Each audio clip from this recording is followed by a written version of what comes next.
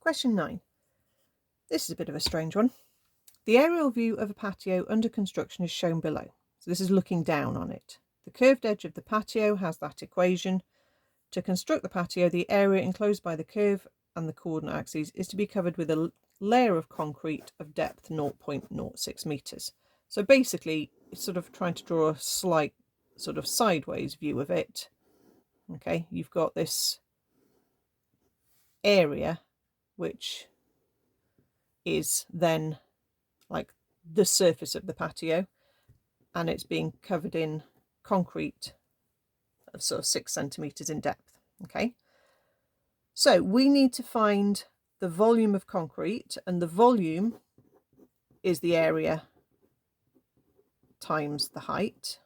Okay, so we need the area of this. Okay, and to find area we integrate.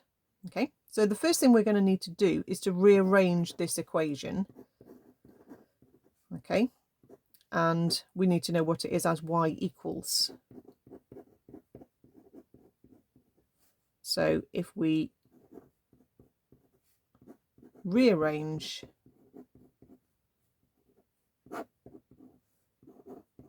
I'm not worrying about a negative root, and I'm going to root the 16 as I go, but remember you cannot root individual terms if they're being joined by plussing or minusings.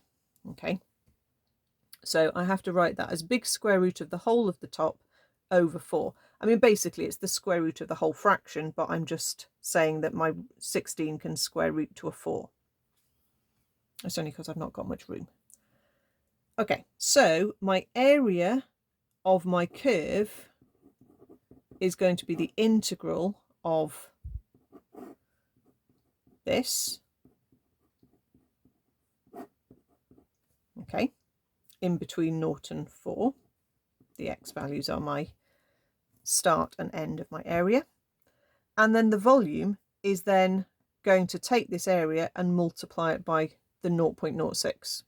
Okay, so the volume is 0.06 times the area.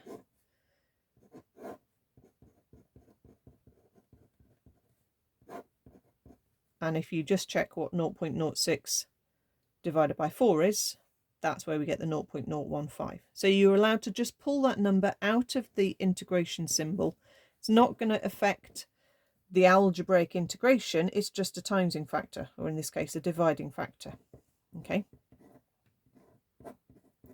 so you can pull a number out of an integration without it making any difference at all. It can sit in front of the integration symbol, and that's where we get the 0.015.